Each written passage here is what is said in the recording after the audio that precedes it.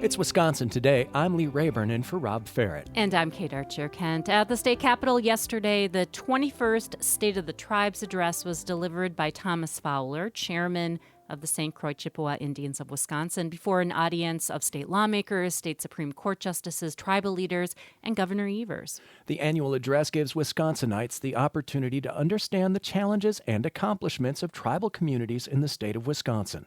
Here's Fowler. Tribal nations seek common sense policy reforms that strengthen our ability to govern and protect our own people and preserve our own cultures and control our own lands and resources within our own boundaries. Because tribes are not children of the government. For analysis on themes in this speech, we turn to Richard Ackley. He's a retired tribal judge and a tribal elder of the Bad River Band of Lake Superior, Chippewa. Welcome to Wisconsin Today. Good morning. I want to get right into it because of the brevity of time. I would be amiss if I didn't mention that the speech started 1 hour and 10 minutes, and I would have hoped any speaker of the 21 times this has been presented, that the speaker would suspend the agenda, not to fault or not to criticize the serious issue, but I reviewed State of the Tribe addresses of North Dakota, South Dakota, Montana, and others, and you always have to have a protocol to have that happen. So I'm hoping in 2026 that you would not do that these are representatives of governments, of nations. They have a long history in the state of Wisconsin. So I'm hoping, and I'm a hopeful person, that this does not happen again. Honoring them for taking the time that is allotted to them. And you were there, how would you describe the relationship between the state of Wisconsin and the 11 federally recognized tribal nations? I would say historically it is very good, but when you have polarized systems within the legislature of the assembly, I know after resolution of a memorial of the Milwaukee legislator, it will go to the Senate. I'm hoping that there would be some understanding. The tribes have a government-to-government relationship with the state of Wisconsin, and the current political parties, whether they be they need to have that understanding and that respect for the tribal communities, their history, their constitutions, and that's the way we operate. And we all have a voice in the world, and I believe in the state of Wisconsin, tribes participate in the state elections and the tribal elections and in the federal elections. You know, we just heard the words of Chairman Fowler, who said, tribes are not children of the government. What do you hear in those words?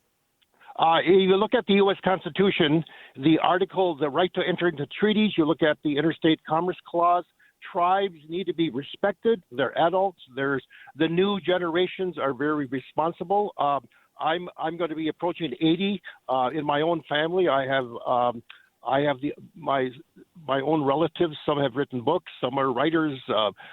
We have the respect, responsibility, reciprocity, and we need to have a better understanding. And I think the children was a reflection of lack of understanding. And as my one bishop said, I'm very active in the Episcopal Church, if you're ignorant of being ignorant, you're still ignorant. And Wisconsin, this man in 1980 stated Wisconsin is basically racist in some ways, not racist in the sense of racial. We're trying to come together with all groups, but as Chairman Fowler stated, the tribes have a unique government-to-government relationship that does not negate the need for alliances. That's so important, but that's probably the way I would say that. So I would we all have families. We respect elders. We respect our children. There's one aspect of this that really made sense. The LCO University, the College of Menomination are doing very well helping students. The University of Wisconsin system is also I can't speak for the charter schools. I heard one of your segments where $40 million is going to charter schools. Tribes are doing the best they can. They're very much part of the state. Their economic systems are part of the state. So I'm hopeful that message is understood. I think the children is limited in the context. I can't speak for, but Chairman Fuller did an excellent job. And you mentioned government-to-government relationships. As we look at the state of affairs now, Chairman Fowler expressed what he called uneasiness regarding the actions of the Trump administration, but highlighted the cohesiveness of Native people in Wisconsin and not to dwell on uncertainties. We've always had and will continue to have experienced lawyers, advocates, organizations, councils, politicians, and allies working tirelessly within and alongside tribes to defend and propel tribal rights and sovereignty forward. We are strong, cohesive, proud, intelligent, hardworking people. We will continue to be there for each other. We will continue to be there for each other. As you look at the current situation in the country, we have, the Bureau of Indian Affairs offices in danger of closing. What do you make of that statement? I make that statement to me when you have one person controlling the door to the House. As I understand, the legislature is the people's house. When you go to tribal systems, tribal governments, they welcome you. There's a protocol. There's always an honor. What I make of what's going on today is the branches of government, legislative, congressional, judicial, they need to be expressed. But the key here is people have to do their facts and data. Now, I'm going to be careful with my next statement. I understand the building, the GSA is closing one of the two federal buildings where the Bureau of Indian Affairs is within the state of Wisconsin, but the services are going to be transferred to another building. So those are the kinds of questions that people have to do. The limited time I have today, as I said to your producer, to other people, if the staff at public radio doesn't even understand their data and their research, this is another topic. I'm of the opinion, in my positive context, that some of those services will still be delivered either by court action or by the current administration. There was a New York Times article where the constitutions of tribes are strong. The constitutions may have a little rot. So the timber of the Menominee Nation, the timber of the North, we have strong constitutions. So we're just hoping that the larger society of the 360 million people understand the U.S. Constitution, tribal constitutions are very important. I want to turn to another point in the speech. In December, the U.S. Senate passed a bill establishing the Truth and Healing Commission on Indian boarding school policies. Chairman Fowler called for support of this legislation that would acknowledge and repair the harm inflicted by boarding schools on Indigenous communities. And here's Fowler making that point. I recognize that not all the people in this room are responsible for those detrimental past policies. But each of us have an opportunity and, quite frankly, an obligation to ensure that history never repeats itself. And now that bill has not advanced in the House, and Fowler goes on to point out that the history of sending Indigenous children to boarding schools has contributed to disproportionate rates of addiction and violence in the Indigenous community. What do you think about his references to uncovering the facts of the Indian boarding school system? Okay, let me put it very carefully. Last week I was in Rapid City, South Dakota, giving a presentation on decolonization, your own mind, and being resilient and understanding those issues. What has to happen is the understanding that tribes have reconciled these issues, but the Euro-American in this country has not understood what has taken place. So therefore, I try not to focus upon the trauma. I try to focus on a more hopeful message. In Canada, the Truth and Reconciliation Commission in the Episcopal Church, which I'm part, is very active. But to me, all these things can be managed and understood. But what I find interesting is we need to take a congressional bill to understand the history of our country. That's not the case. The more we educate, and Act 31 and other things can do that, but if we can't even educate, I'm going to be careful about this, the speaker to say, suspend the agenda and let's get on, because no tribal chairman needs to wait 1 hour and 10 minutes. I mean, if I go into the dental appointment that I'm in, you want to, yes. You mentioned Act 31, which more than 30 years ago, Wisconsin signed a law requiring schools to teach about Native American history, culture, and tribal sovereignty. Can you speak to Chairman Fowler and his fears about Native American education in the classroom? To me, the Department of Public Instruction has had a staff person doing very good work, a member of my own Bad River Band.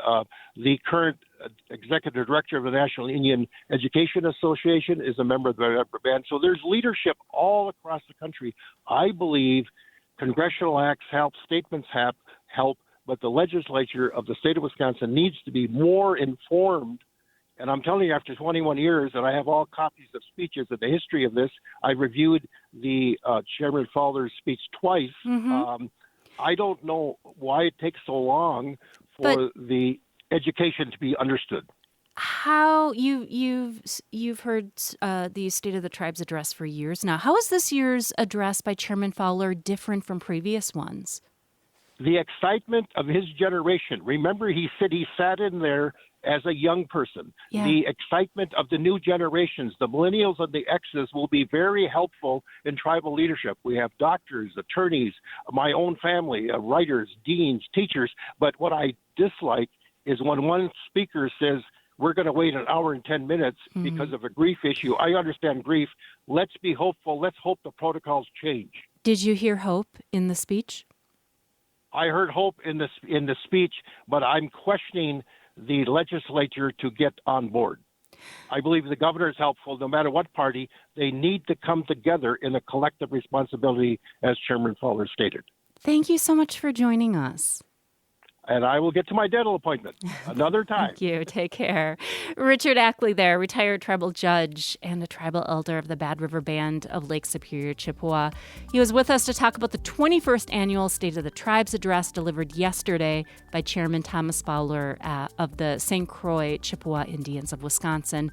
That address in the Assembly chambers at the Wisconsin State Capitol.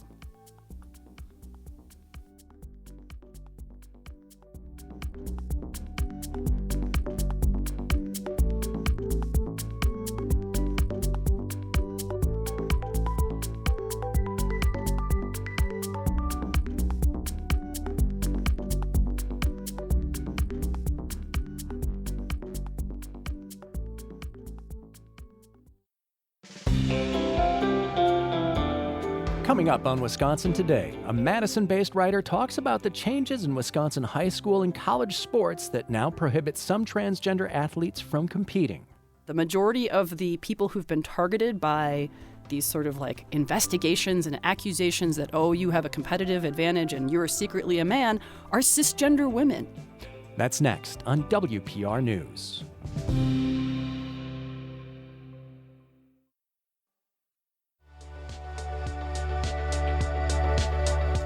It's Wisconsin Today. I'm Kate Archer-Kent. And I'm Lee Rayburn. The governing body of Wisconsin high school sports has updated its policy on transgender athletes to say that only athletes designated as females at birth can compete in girls' sports. The Wisconsin Interscholastic Athletic Association, or WIAA, said the decision complies with federal guidance from the Trump administration. An executive order bans athletes assigned male at birth from participating in female sports. And the WIAA's change aligns with a recent policy decision at the collegiate level by the NCAA. The state assembly is also considering bills that would put similar rules in state law for high school and college athletes. We're checking in on how policy changes could affect athletes. Emily Mills is a Madison-based writer and former opinion columnist for the Milwaukee Journal-Sentinel who identifies as transgender. They wrote a column for Civic Media's The Recombobulation area called Trans Rights Are Human Rights. Emily, welcome to Wisconsin Today. Thank you so much for having me. I appreciate it. Let's start with going through these policy changes from the WIAA and the NCAA. It sounds like transgender athletes will be able to practice with their team but not participate in the competitions? Yep, that is correct. That is the ruling, which is sort of one of the biggest payoffs of playing a sport is being able to compete. So it's important. And the change from the Wisconsin Interscholastic Athletic Association comes after the Trump administration acting to prohibit transgender women and girls from competing in sports, that is. Why do you think the WIAA decided to make this change? Oh, if I could get inside the minds of the Board of Control, I would be able to have a clear answer for you. But it does feel like complying in advance out of fear and potentially out of something that some of the people on that board or who was influencing it already kind of wanted to have happen. I feel like Trump's executive order is a good pretense and excuse to roll out stuff that's been debated for a while, and that maybe they didn't feel like they had the backing to do. But it could also just be out of straight up fear of being targeted with cuts to funding or other support. But it wasn't legally required of them to do this, I think, is the important thing to point out. And why not? They are not a federal agency. They're not a government agency, period. They're not even a state agency. The WIAA is a nonprofit that represents a lot of both public and private schools. And it's an opt-in. I mean, they do a lot of work and they support a lot of athletics programs through those schools. So they're an important resource and they're an important sort of governing body, but they are not government. So they are not legally required to make this change. How would you have liked to have seen the WIAA approach the issue of transgender athletes? Have conversations with transgender athletes, first and foremost, and the parents and families of these kids. The WIAA does not track how many trans kids are participating in athletics. They don't have any idea of the numbers. It's probably very, very small because us trans people make up a very small percentage of the population, about 1%.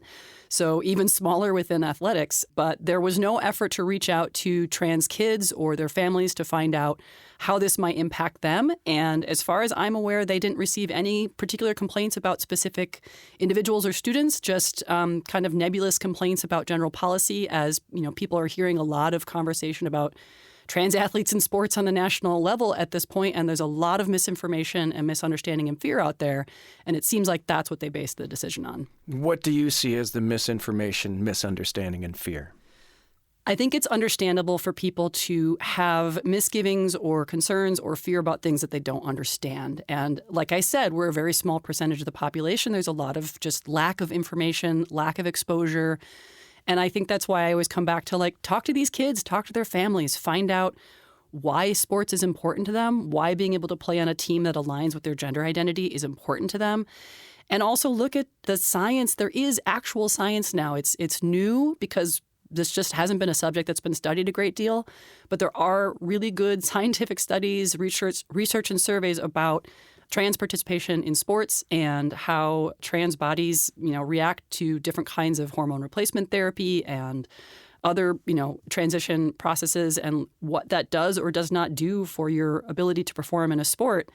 And, it comes down to, I think a lot of people just assume that trans women, because the misunderstanding is that trans women, they think these are men or these are boys. But trans women and girls are women and girls, and they always have been. And it might take a minute to realize that about yourself and get access to the sort of support you need to live fully in that truth. But then we're talking about things like, the science of biology is complex. It's diverse. Human bodies come in a wide variety of configurations, different hormone levels. And that's true both if you're trans and if you're cisgender. And cisgender just means that you continue to identify with the gender you were assigned at birth. We all have different levels of different kinds of hormones and chemicals in our bodies. There are cisgender women who are by and large the targets of these kinds of sex testing and bans, especially we're talking about the Olympic level. We've seen this play out.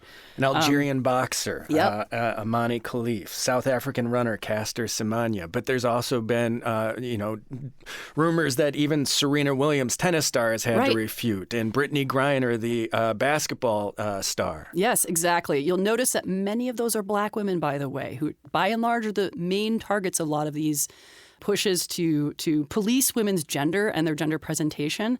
Some of these women end up having different kinds of hormone levels, and we would call them different conditions or genetic markers. People can have XX or XY or XXY and other kinds of varieties in your chromosomes that sort of impact how you develop. You may never know about it, though. There's plenty of people who never know that they have these differentiations until they're forced to go through these sorts of tests or something else comes up. But, the fact is that, the majority of the people who've been targeted by these sort of like investigations and accusations that, oh, you have a competitive advantage and you're secretly a man, are cisgender women. And they're being policed because they have bigger muscles, because they're really good at their sports, because they look a certain way, because there's a lot of racism tied up in this too. We could get into that. It's a much longer conversation. But the fact is, again, biodiversity. Humans have biodiversity. And this is just a completely arbitrary and pseudoscience, basically, approach to trying to address the issue. Emily Mills, what do you see as the consequences of the WIAA's changes in policy? I mean, first and foremost, it sends such a terrible negative message to just trans kids or gender nonconforming kids who want to be part of teams and play in sports. I'm someone who's been an athlete for many, many years. I've dealt with misgendering and questions about my identity since I was a kid.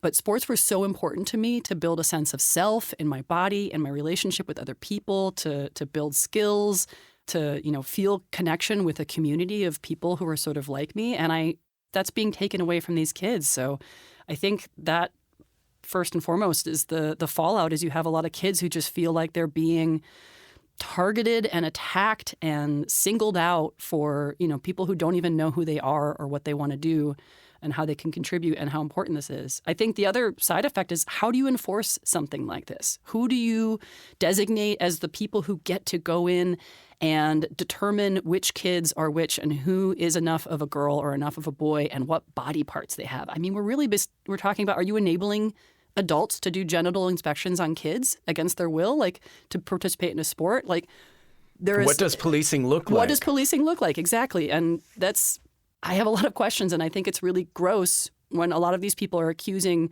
trans people of being predators. But it's like, hey, look, you're the one who is advocating really invasive procedures on kids to decide who is, fits your particular definition of what a girl or a boy is. Do you see what the WIA argument could be in terms of unfair competition? It was the Democratic California Governor Gavin Newsom who recently on a podcast with right-wing influencer Charlie Kirk called the trans athletes competing in girls' and women's sports, quote, deeply unfair. I understand where the feeling comes from. We are raised in a society that really encourages a lot of misogyny. And I think fundamentally the idea that there's an unfair advantage across the board between men and women or boys and girls is rooted in misogyny and this sort of misplaced desire that we must protect women and girls from these evil men, which is awful to men, frankly, as well. But it doesn't actually engage with, again, the great variety of body types and other things that give people a competitive advantage. We want to talk about, are you born into an area where you have a lot of money and access to training resources? Are you born with, genetic differences? Like, think of Michael Phelps, the swimmer, who was a genetic anomaly who made him really good at swimming. And then also, you have to put in the time and the effort to actually get good at sports. I play a full contact sport, and I've been playing it for years, roller derby. It has been gender inclusive for many, many years. I've played with and against trans athletes, cis athletes of all genders. I have beaten cisgender men at this game. It does not matter. Every body type has a place on the track. Everybody still has to train and put in the effort. You have advantages in some ways and disadvantages in other ways. And the beauty of sports is trying to figure out what your unique combination of elements can bring to that sport and to that team and how you can develop it and how it works out. And maybe in some places, I was never going to be, let's say, a gymnast. I was just like too tall and I wasn't very flexible. I couldn't do the splits as a kid, like that sucks, but it's just, that's how it was. But no one told me, oh, you can't do it because this blanket thing about my gender or how I was born. It's just sort of, you have to figure it out on your own. We're talking about changes to WIAA and NCAA policy for transgender athletes in competition. Our guest is writer Emily Mills. And Emily, you wrote in your article that attacks on trans people are attacks on the rights of all individuals to make decisions about their own bodies. Can you draw that connection for us? Yeah, absolutely. Fundamentally, what we're talking about is bodily autonomy, trusting people to make decisions for their own bodies, their own lives, and to tell you the truth about who they are and believe them. I think this is so important for kids, especially. There's too much, I feel like, in our society writing off the wants, the needs, the feelings of children, people under 18, and saying that we get to control exactly who they are and who we think they should be. But kids know. I mean, they might be going through a journey. It might change over time. That's true of adults as well. We should have the freedom to explore that and figure out who we are, how we feel, how we want to show up in the world at any time in our lives. So again, fundamentally, we are talking about the right to make decisions about your own body. And for kids, it's with, the input of their guardians, their doctors as well. And that should be the end of it. And that connects directly, I think, to attacks on bodily autonomy that we're seeing play out in reproductive rights, the rollback of rights to an abortion and to other abortion-related care or just reproduction-related care. We're seeing attacks on all of that up and down the board, and just people's right to make decisions about their bodies. So all of that to me is extremely connected. And to me, I think picking on trans people felt like it was easy because most people don't know trans people, because there's a lot of misunderstanding and maybe fear around trans people. And so if you can get away with like attacking this very marginalized minority group, and that most people won't pitch a fit about it or make that connection. But it's all tied into this larger movement, and it's like if you can get away with that, it's going to roll into other groups, and other people are going to be affected because it's all the same issues, it's all the same rights. So if we don't have the right to self-determination and bodily autonomy, they can take it away from anybody. What would this policy have meant if it were in place when you were growing up? Well, I wasn't out as trans as a kid, but I was an extremely gender nonconforming child. So I was identifying as a girl, but I was frequently mistaken for a little boy. And even before there were rules like this in place, there were instances where coaches yelled at my coach and said, "How dare you have a little boy on your team? We're not going to play you," and threatened not to play. Now, this was in the 90s, which was not a great time to be a queer, trans, or gender nonconforming kid, but there at least weren't like official policies about it. So the adults could just sort of have a conversation and figure it out, and then I would get to play my game because my coach would go to bat for me. If there had been just a strict rule, that argument could have turned into a demand that I go through some kind of sex testing, very invasive testing of my genetics, an examination of my body, just to prove that I had the right to play on my freaking softball team as a adolescent. So I know that it would have had a direct impact on me because I know that it's having that exact kind of impact on kids now, whether or not they identify as trans or non-binary. And I think that's horrifying. And I'm just so sorry. And that's part of the big reason I speak up is because I want to fight for these kids' rights to not have to deal with that. I dealt with enough in the 90s when I was a kid. And like I said, I can't imagine if it had just been a rule. It would have been awful. Earlier this month, there was a 10.5-hour hearing in the state assembly about a pair of bills introduced by Republican State Representative Barbara Dietrich of Oconomowoc. She actually reintroduced these bills in the state legislature that would codify transgender athlete policies into state law. And here's a clip of her testimony last week to the Assembly Committee. This is not meant to be cruel to anyone. But number one, we want our athletes to have fair competition, a fair shot at it. Women have come too far to be set back and displaced by biological males on their teams, taking the podium, taking their awards, taking their scholarships.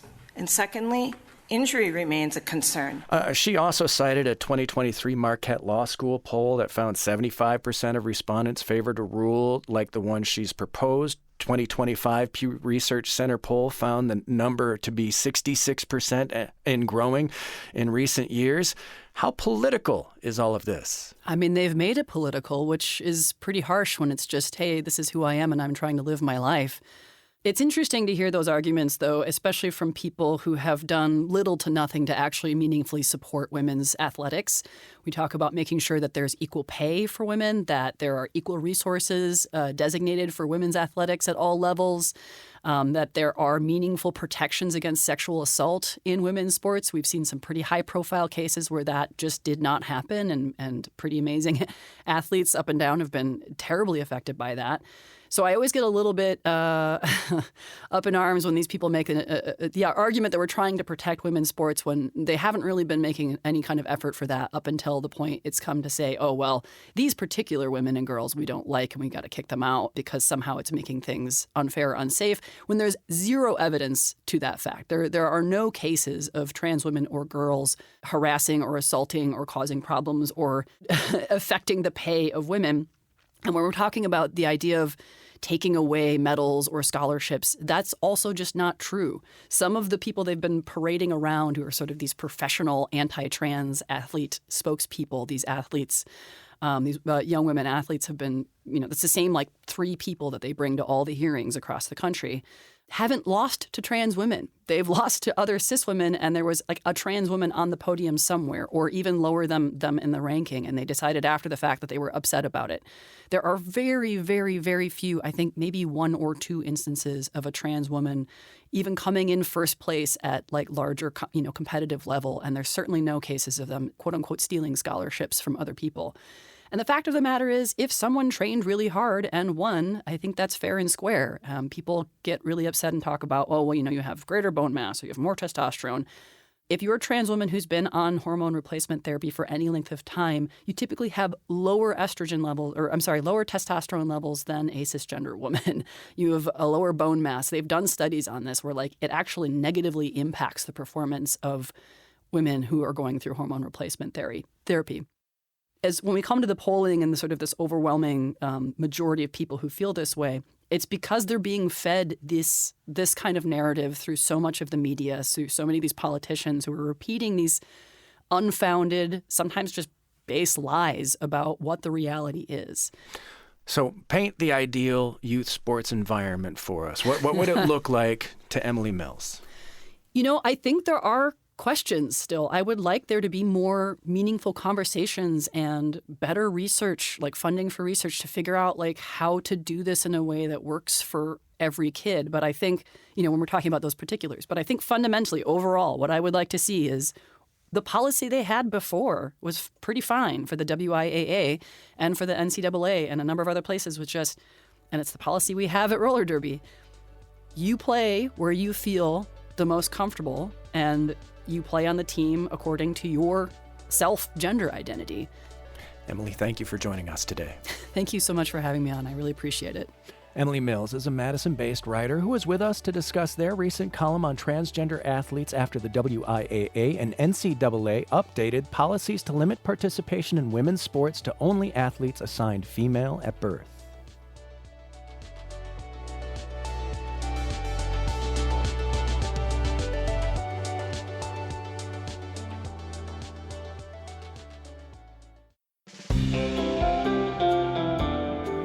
Coming up, school counselors are celebrated for their data-driven approach to helping students. It's so worth it. It really made us really dig into our program and make sure that we're providing the best services that we can for our students and that we are doing all the things that we should be doing as school counselors. That's next on Wisconsin Today.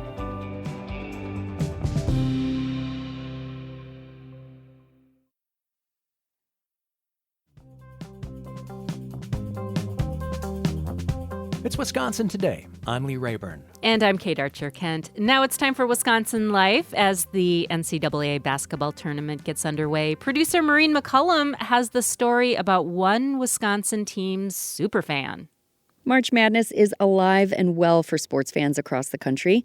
Here in Wisconsin, fans and alumni will be cheering on their favorite teams and players. One particular Marquette basketball fan will even have the cheers directed at him. WPR's Corrine Hess brings us the story of the jump-around guy, a superfan who's been going to Marquette games for more than 50 years. With 2 minutes to go at Marquette University's last men's basketball home game of the regular season, the team is tied with St. John's. It could go either way. The only sure thing is what Rick Smith is about to do.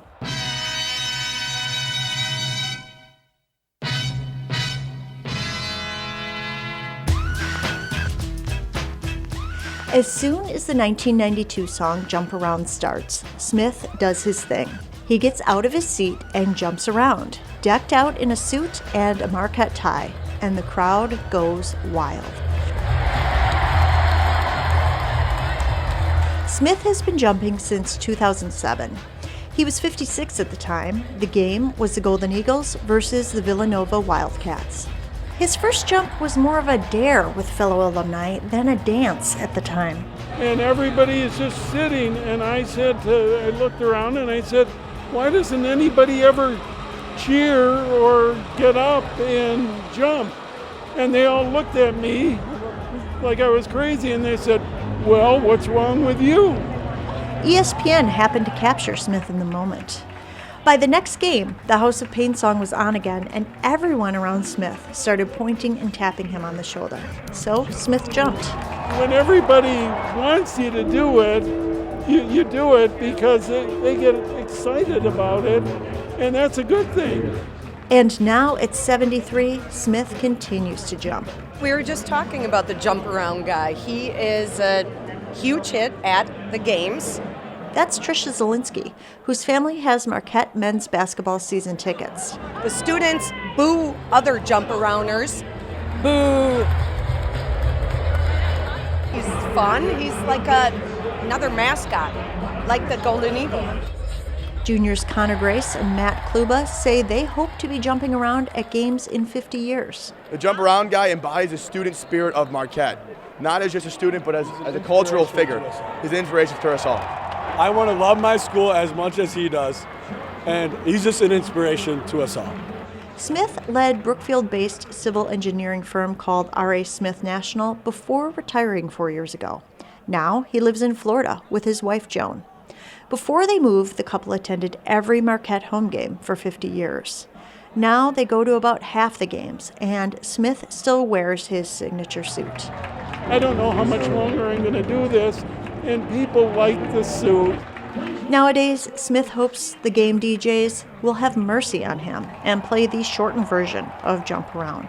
I think they know I'm getting tired and older. On a recent Marquette game day in Milwaukee, another well-known celebrity sits near Smith at Fiserv Forum. Rick, oh, he's a great guy. It's part of Marquette lore. If you don't recognize him from the commercials, that's personal injury attorney David Gruber. When asked who is more popular in the basketball arena, Gruber pauses. We'll give him the basketball day. Rick today. We'll give that to Rick. How about that? During this game, Jump Around is only played for about 45 seconds, and Marquette ends up losing. But Smith doesn't mind the shortened version of the song. He says it saved his stamina to cheer for the team during overtime. WPR's Corrine Hess brought us that story on Rick Smith, the jump-around guy at Marquette's men's basketball games. Wisconsin Life is a co-production of Wisconsin Public Radio and PBS Wisconsin in partnership with Wisconsin Humanities. Additional support comes from Lowell and Mary Peterson of Appleton. Want to catch every Wisconsin Life story? Subscribe to our podcast. Find more Wisconsin Life at wisconsinlife.org and on Facebook and Instagram. I'm Maureen McCullum. And this is Wisconsin Today.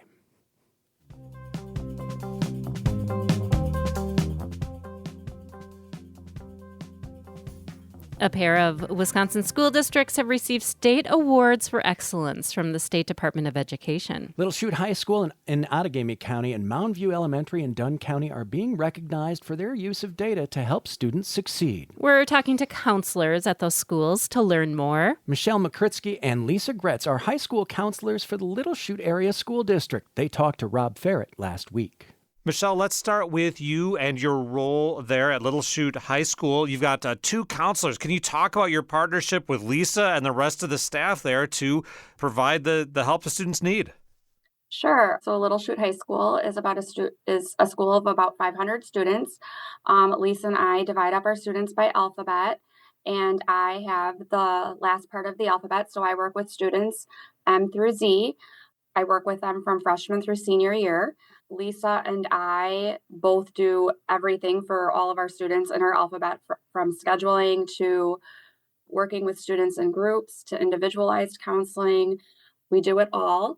And Lisa, what do you see as the most important skills or maybe just personality traits to be a good high school counselor?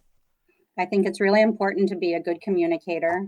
We collaborate and talk with teachers, administrators, families, students, so be able to get a message across and build a relationship with students. And Lisa, we've got this award of excellence from the State Department of Education. They're talking about how you use data to help counsel students. What does that look like? What kind of things are you doing there?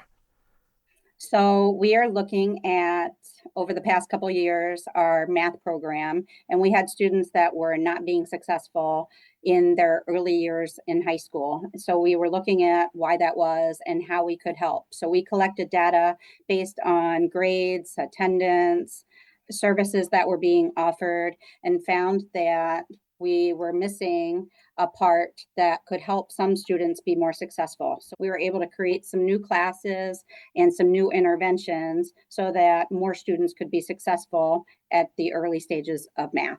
And Michelle, what are some of the things, the data flags that you started seeing that say, hey, this student might need this extra intervention?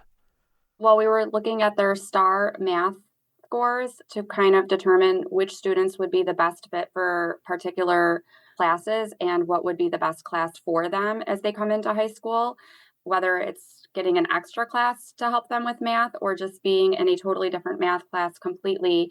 Every student needs 3 credits of math to graduate high school. So we just wanted to make sure that students were coming in and being placed appropriately so they weren't reaching that level of frustration right from the beginning. What kind of communication, what kind of teamwork are you doing with the student and their parents or guardians? So we meet with students individually to talk about what classes are appropriate. We have parent meetings as well.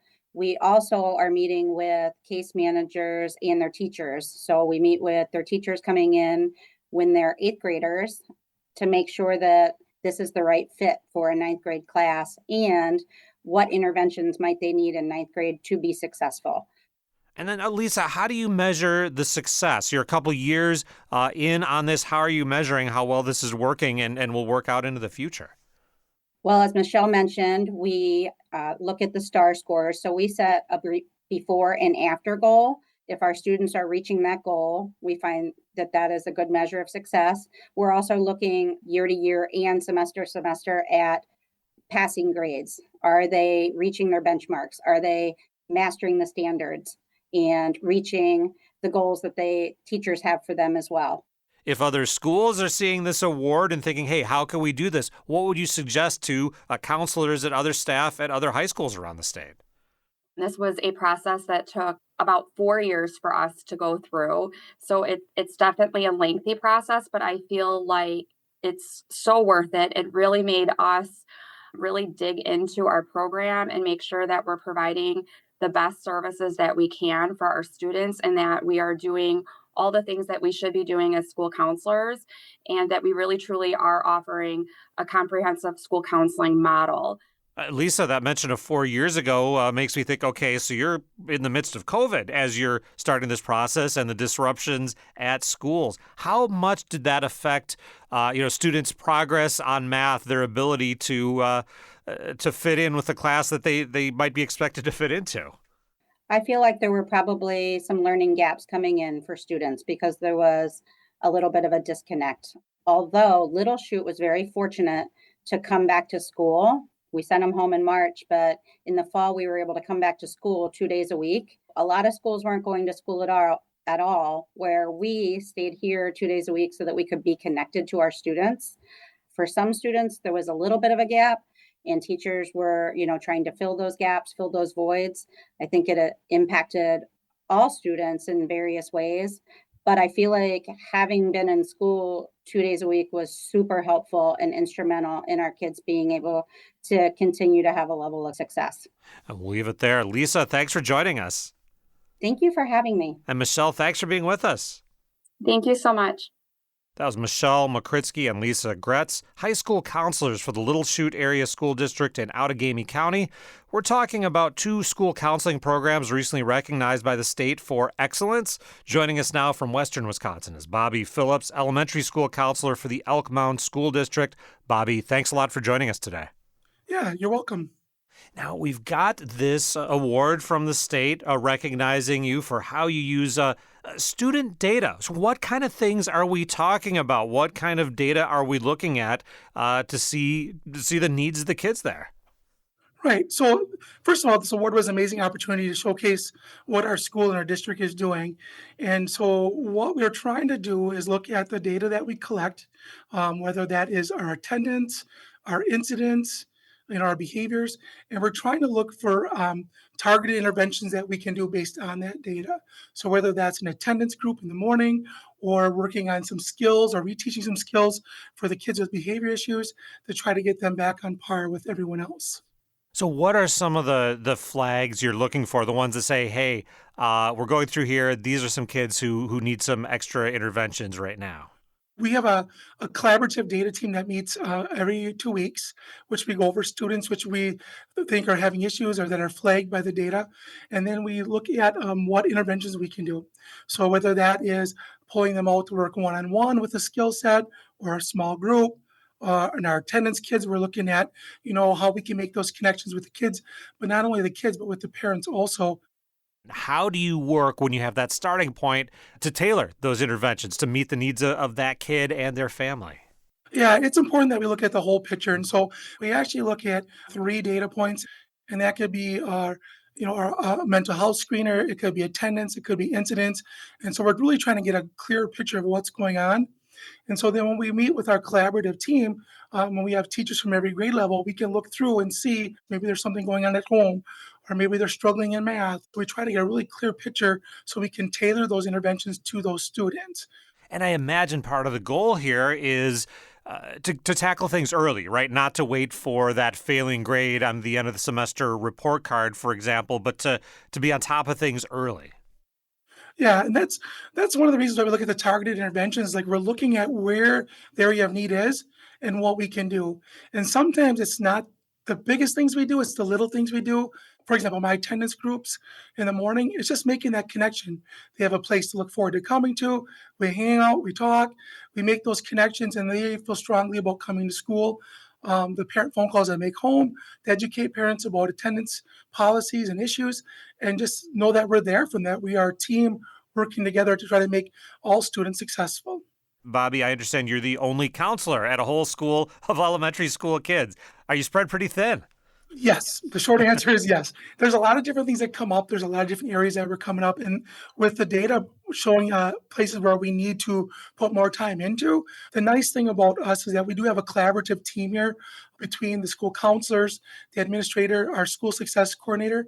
So we all get together with the administrative team. We get together once a month, but the counselors and the school success coordinator and our school psychologist, we get together every week. Even though I'm alone in the school, I have people to talk to and run things by and get help if I need help. So it really is a team approach. I was just curious about the impact of COVID, right? We know that disrupted schools in many ways, and students and teachers and counselors, I imagine. Are we back to, I'll throw it in quotes, normal, or are you still feeling like that something's different now? I still feel like something's different. I don't know if we'll ever get back to normal. I think the way that we educate students is different. I mean, the technology stepped in during COVID, and that's still being in use. I think students' behaviors are different than what they used to be. I think behavior incidents are up. And I think, just the accountability piece of what we're doing with the data helps us keep driving us forward and keep trying new things and looking at new interventions that we can use with kids. And I think we're trying to get on top of it, but I don't think we're quite there yet. Bobby, we'll leave it there. Thanks again for joining us. Yeah, you're welcome. Thanks for your time. And that is Elk Mound Area School District Elementary School Counselor Bobby Phillips. And earlier we heard from Michelle Mokritsky and Lisa Gretz. They are high school counselors in the Little Chute Area School District. They talked with Rob Ferret.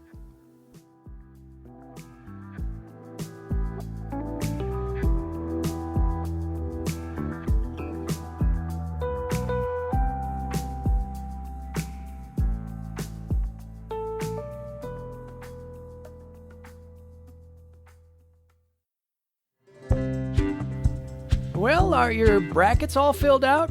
Sending that to the universe, Lee? Yeah, I'm just asking.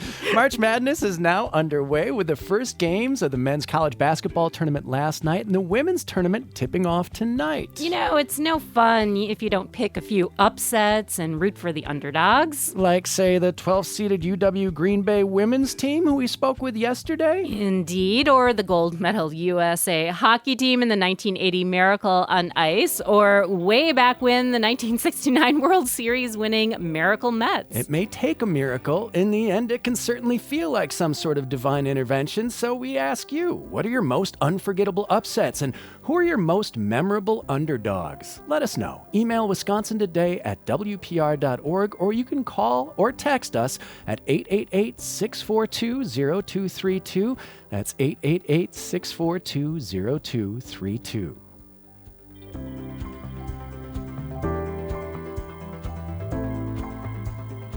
Wisconsin Today is the work of a team of producers, hosts, and technical directors. Learn more about us at wpr.org/Wisconsin Today. I'm Kate Archer-Kent. And I'm Lee Rayburn. You're listening to WPR News.